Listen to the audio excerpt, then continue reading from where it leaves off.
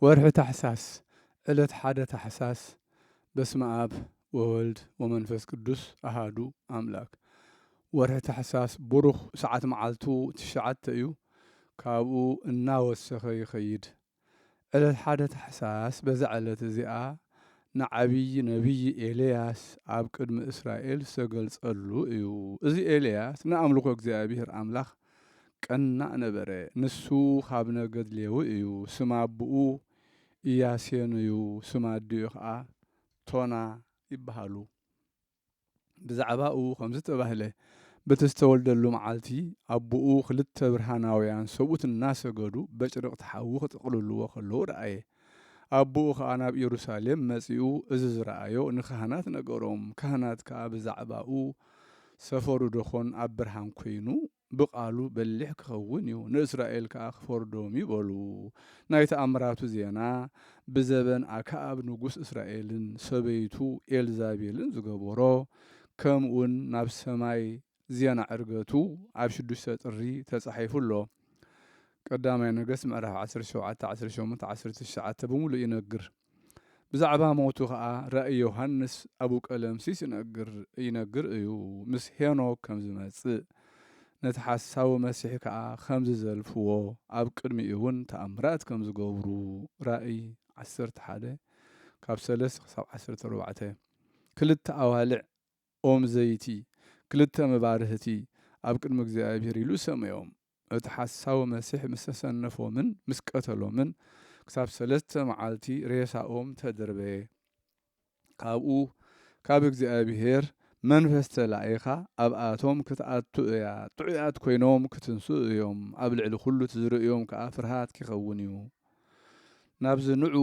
ዝብል ቃል ካብ ሰማይ መጽአ ብደመና ከዓ ናብ ሰማይ ዓረጉ ጸላእቶም ረኣይዎም ዓብይ ድልቅልቅ ወይ ከዓ ምንቅጥቃጥ ምድሪ ክኸውን እዩ ነቲ ሃገር ከዓ ዓስራይ ኣፉ ክወድቕ እዩ በቲ ምንቅጥቃጥ ከዓ 7,000 ነፍሳት ክሞቱ እዮም እግዚአብሔር بصلوت يمحرنا نزل على عالم امين سلام لك አራጌ ሰማያት ላዕርፎ ሕይወት ዓለም በተናግፎ በእንተ ጌጋዩ ምንንት ለአክዓብ እንዘ ትዘልፎ እስመ ነሰትከ ምህራማተ ወቀጥቀጥከ ግልፎ በስብሃቲከ ኤልያስ ተሰባሂከ እፎ ሰላም ንዓኻ ዓራጊ ሰማያት ንምዕራፍ ናዕርፎ ካብ ህይወት ዓለም ክትናገፍ በተናግፎ ብዛዕባ ንዕቕቲ ጌጋኡ ንኣክዓብ ንክትዘልፎ መሰዊኢታቶም ኣፍረስካ ቀጥቀጥካዮውን ንጣዖት ንግልፎ ብግብርኻ ኤልያስ ተመስገንካ እፎ ተመስገንካ ከመይ ተመስገንካ ማለት بزعلت زئا نابوتي إسرائيلاوي بقفعي تقتل إذ نابوتي أبتأكا بنقص سماريا أخلو زخيد اللو خبابي أتاخلت وين نبورو أكا بنقص كأنا نابوتي زاقرات وينخا نابقراتي كروا أيامو واقا قرات كاخبكا قرات وينخا هابني ولو نابوتي أنا أكا بحسوت እግዚአብሔር ሕያው እዩ እዚ ርስቲ እዚ ካብ ወለደይ ዝወረስክዎ እዩ ኣይበካኒ በሎ ኣክዓብ ከዓ ሓዘነ ናብ ቤቱ ኸደ እሞ ከይበልዐ ከይሰተየ ኣብ መደቀሲኡ ደይቡ ገጹ ተጐልበበ ሰበይቱ ኤልዛቤል ናብኡ ኣተወት እንታይ ሕዝነካ ኣሎ እኽሊ ዘይትበልዕ በለቶ ንሱ ከዓ ንናቡቴ ግራት ወይንኻ ብገንዘብ ሃበኒ ኢለዮስ ርስቲ ወለደይ ኣይበካኒ ኢሉኒ በላ ኤልዛቤል ከዓ ከምዚ ድዩ ንጉስ እስራኤል ንስኻ ዶ ይኮንካን በልተንስእ እኽሊ ብላዕ እሞ ንናቡቴ ኢዝራኤላዊ ግራት ኣታኽልቲ ወይኑ ኣነ ክህበካ እየ በለቶ ብስም ኣክዓብ ደብዳቤ ጽሒፋ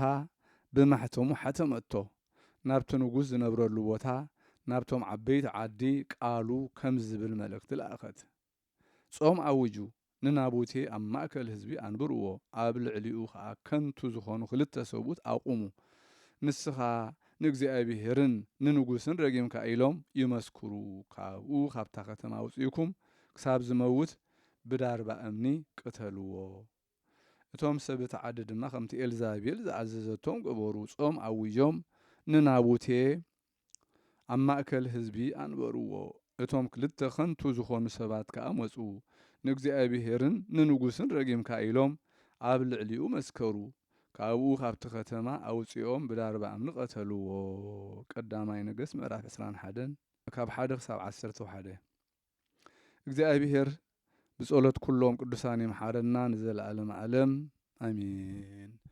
ሰላም ለናቡቴ ሃበ ፍቅረ አሃቲ አጸዱ ለንጉስ አክዓብ ሶበ ተወርወት ፈቃዱ እስከ አቅተሎ በግፍእ እስመ ከመዝ ልማዱ አጽርአት ግፍአ ደሙ በፍትሐ ፈጣሪ አሃዱ መንግስተ ወምልክና እምኩሉ ውሉዱ ሰላም ለናቡቴ እና ፍቅር ሓንቲ ግራቱ አጸዱ ንንጉስ አክዓብ ምስ ጠመተት ፍቃዱ ብግፍዒ ክሳብ ዘቕተሎ ከምኡ ስለ ዝኾነ ልማዱ ግፍዒ ደሙ ኣጥፍአት ብፍትሒ ፈጣሪ ሓደ ኣሃዱ መንግስትን ምልክን ካብ ኩሉ ውሉዱ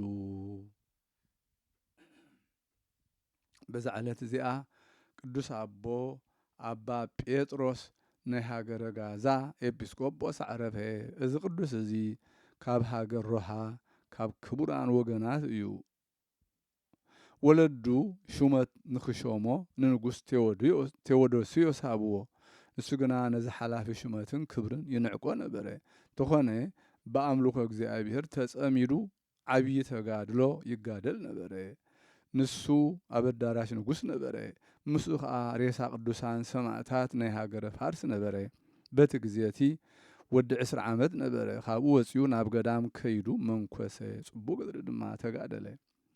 ቅድስናኡን ተጋድሎኡን ምስ ተሰምዐ ብዘይፍቃዱ ሒዞም ኣብ ሃገረ ጋዛን ኣብ ከባቢኣን ኤጲስቆጶስ ሾምዎ። ብዛዕባኡ ዝተባህለ ኣሎ። ንሱ ቅዳሴ ቁርባን ክቅድስ ከሎ ህብስቲ ኣብ ዝፍትተሉ ግዜ ነቲ ጻሕሊ ክሳብ ዝመልኦ ብዙሕ ደም ይውሕዝ ነበረ። ስጋ ቅዱስ ያዕቆብ ቁሩጽ ምስ ኣምጽእዎ ናብኡ ወሲዱ ካብ ኣድባራት ሃገረ ኢየሩሳሌም ኣብ ሓደ ቦታ ኣንበሮ። ብዘበን መርቅያን ከሓዲ ናብ ምድሪ ግብፂ ሃደመ። ስጋ ቅዱስ ያዕቆብ ግሙድ ወይ ቁሩጽ ከዓ ምስኡ ነበረ። ካብቶም ኣድባራት ኣብ ሓደ ቁሩብ መዓልታት ተቐመጠ። ሓደ መዓልቲ ቅዳሴ ቁርባን ክሰርዕ ከሎ እቶም ህዝቢ ኣብቲ እዋን ቅዳሴ ነናሓደዶም ይዛረቡ ነበሩ። በታ ግዜ እቲኣ ድማ ኣባ ጴጥሮስ ኣይገሰጾምን። መልአክ እግዚኣብሔር ከዓ ርእዩ ነባ ጴጥሮስ ካብ ማእከል እቲ ህዝቢ ሓዞ ናብ ታሕቲ ክድርብዮ ደለየ። ንሱ ስለ ዘኽብሮም ከይግስጾም ሓፈረ። ብጨንቂ ድማ ሓደጎ። ናይ መርቅያን ከሓዲ ዘበኑ ምስ ተወድአ ኣባ ጴጥሮስ ናብ ምድሪ ፍልስጥኤም ተመልሰ። ነተን ኣብያተ ክርስቲያናት ድማ ኣበራትዐን።